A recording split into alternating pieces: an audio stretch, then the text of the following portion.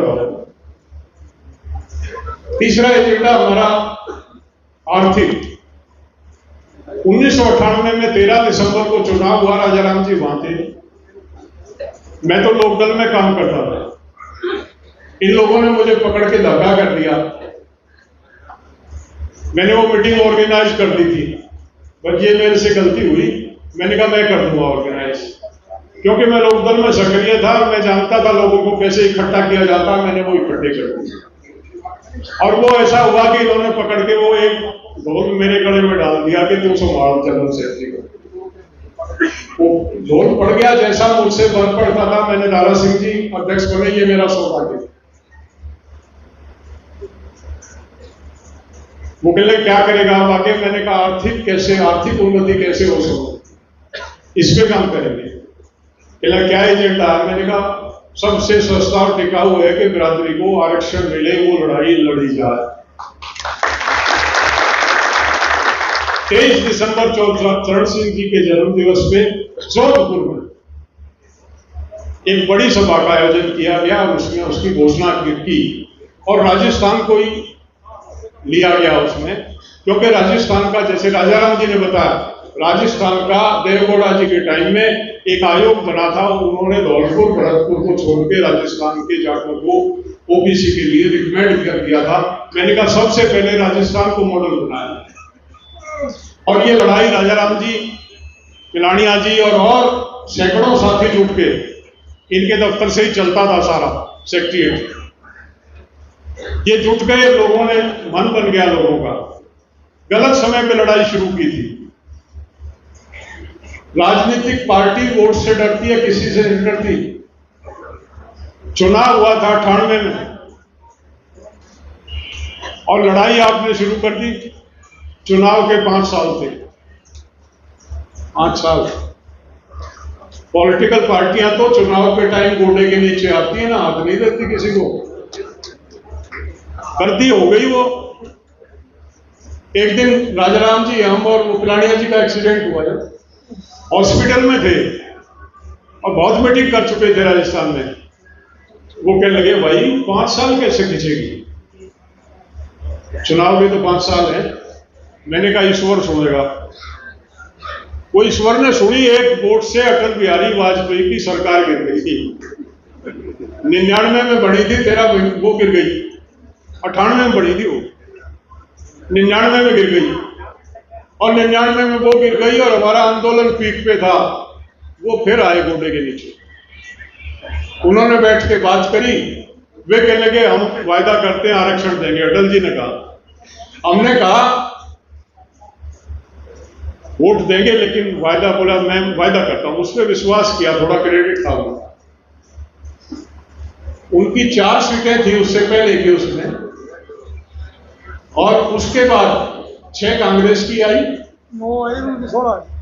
16 BJP की आई, 4 से 16 तक गई। और उस 16 की वजह से ही प्रधानमंत्री बने, इतना ही मार्जिन था। और अटल जी भूल गए, दिल्ली आ गए थे। तो याद दिलाने के लिए भी कोई बटन दबाना पड़ता जो याद आ जाए, और पॉलिटिकल बटन दबता। हम जब चुनाव लड़े थे 99 का, तो कांग्रेस के समर्थन से लोकदल लड़ी थी और शीला दीक्षित बागपत में चौहान साहब के प्रचार में आई थी। मैंने चौहान साहब को कहा, चौहान साहब एक काम हो जाएगा, आप थोड़ा सहयोग करो, अजय सिंह की कर रहा हूं। बोले क्या? मैंने कहा हमारी फाइल पड़ी है दिल्ली की, शीला दीक्षित से कह दो ये लागू कर दे। उन्होंने टाइम लिया, दूसरे दिन का टाइम दे दिया। मैं 500 आदमी दिल्ली रियाद से ले आया। चौधरी अजीत सिंह के नेतृत्व में गए, शीला दीक्षित को जाके समझाया। वो कहने लगे ठीक है चौहान साहब आप आए तो कर दूंगे। 2 बजे उन्होंने कैबिनेट में फैसला ले लिया कि दिल्ली के जाटों को ओबीसी में शामिल किया जाए। मेरा खेल क्या था कि इस अटल को गिरना। एलआईयू की रिपोर्ट गई, दिल्ली सरकार ने ओबीसी में आरक्षण दे दिया। कल दिल्ली सरकार तामझाम के साथ उसकी घोषणा करेगी। मैं रात के 8 बजे मेरी आके घर बैठा था, कोई प्रोग्राम नहीं था अटल का। जैसे ही एलआईयू ने रिपोर्ट दी, कि कल दिल्ली के जाटों को कांग्रेस आरक्षण दे रही है।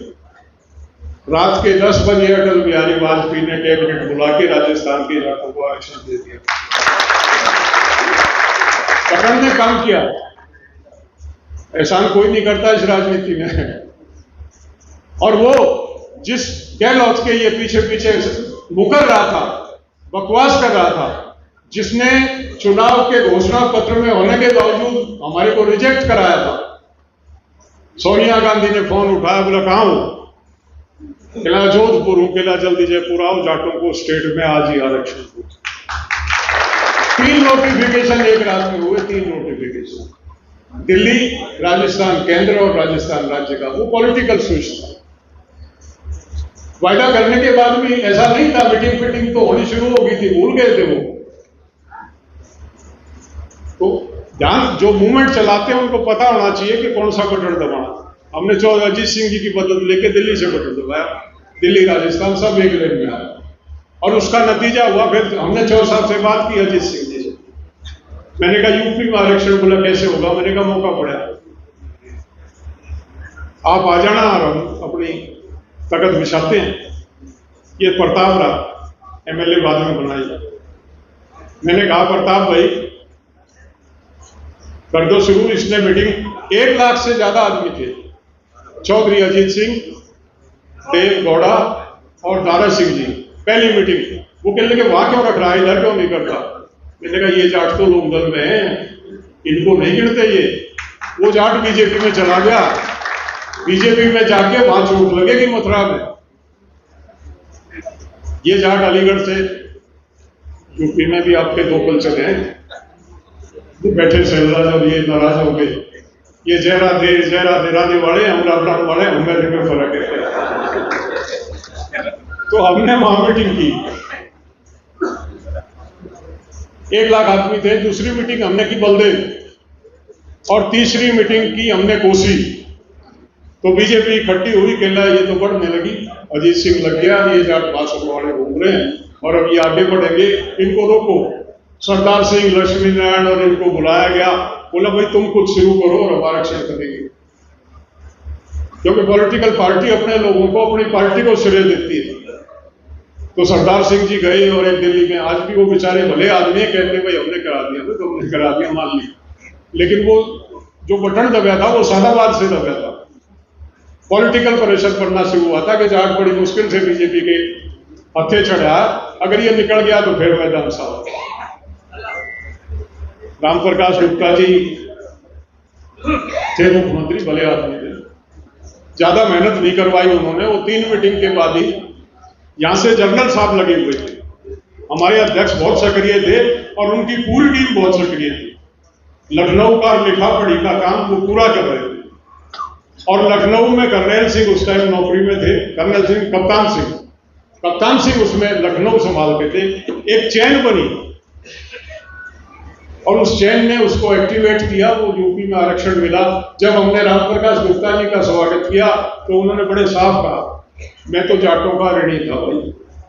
1967 में चौधरी चरण सिंह ने मुझे डिप्टी सीएम बनाया था, मैंने तो वो कर्जा उतारा। बहुत लोग, बहुत भाई है मेरे जो कहते हैं हमने ये कर दिया, हमने वो करा दिया। ये मैं हालात बता रहा हूं जो गुजरे थे, क्योंकि मैं जुड़ा रहा है इस सारे घटना चक्र में। हमने मदद ली मध्य प्रदेश में, जो हमारे जाट नेता थे, अजय सिंह उनमें प्रमुख थे, अजीत सिंह को कहा और दिग्विजय सिंह से नोटिफाई कराया मध्य प्रदेश में।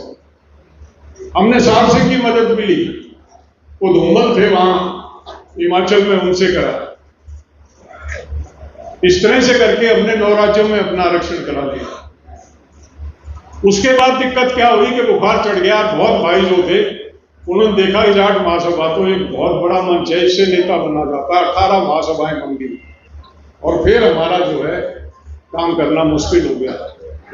18 जाट महासभाएं बन गई, जिनको घर में रोटी ठीक से नहीं मिलती, वो भी ऑल इंडिया का